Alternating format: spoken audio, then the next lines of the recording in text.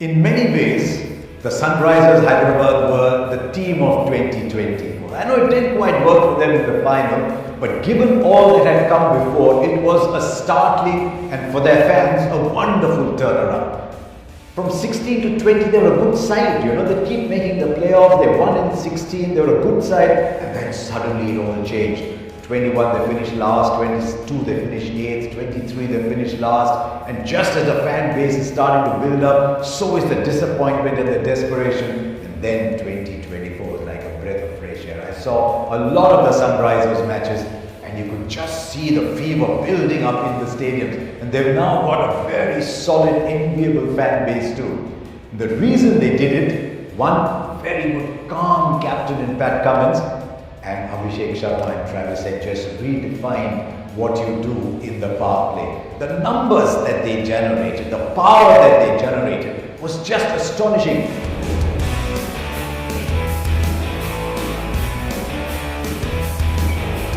In 13 games, they made 599, averaging 50, scoring at 13.21 per over. Just pause a while, think about that. 13 runs and over through a tournament was unheard of. It was the highest strike rate in the power play. They've had a fantastic season in 2024 outside of where they were opening to, highest from 1 to 6, and collectively this side absolutely murders spin bowling. So they want Abhishek Sharma and Travis Head to do well. Travis Head has had a fantastic 24. He's in pretty good form in 25. It's been a fabulous up and up and up for Abhishek Sharma, who's now doing for India what he did for the Sunrisers. He's come off a fabulous domestic season for Punjab. So it all augurs very well for them at the top of the order. It helps that track in Hyderabad is their best friend. You want to go anywhere as a batter, go to Hyderabad, roll up that pitch and take it with you. I hope it's from their point of view, it's a similar surface because they built a team for that. They've got great continuity. They've got the same coach again. They've got the same captain, something they didn't have in the previous 3 years. And now they want the same pitch as well because that top 5 or 6 is an extraordinarily powerful hitting line. They'll want at number 3, Ishan Kishan to continue in the same way. I know it will mean 3 left-handers at the top, but if he is firing, wow, we've all seen the double 100 that he made in 50 overs cricket in record time. When Ishan Kishan gets going, he's one of the wow players. But his career has just been a little turbulent. I don't know what's going on in his mind. If he's settled, if he is happy, if he is ambitious, then he can be brilliant. He's also got a point to prove. Remember, he's way down the pecking order at the moment for his India spot that he owned. We loved him playing for India. So Ishan Kishan at number 3 has a big season. It turns that team around because then they've got power through Nitish Reddy and Heinrich Klaasen. I actually won't be surprised if they back Nitish Reddy at 4 as India sometimes did when he was fit and playing T20 there. Then there's Heinrich Klaasen. Wow. When Klaasen is going, there is no target that you cannot chase. There is no score that you cannot set. He's been a little iffy of late with his form, but just maybe he comes back to Hyderabad. Someone from South Africa coming to a faraway city and seeing his number on every shirt that's sold all along the footpaths and in the shops must give you a big high. And then there's Abhinav Manwar. I think for a long time he's just been used as go in and see what you can do in 6 balls, 10 balls. Sometimes comes off, sometimes doesn't. I think he'll get a good run here at number 6 on a surface that he likes.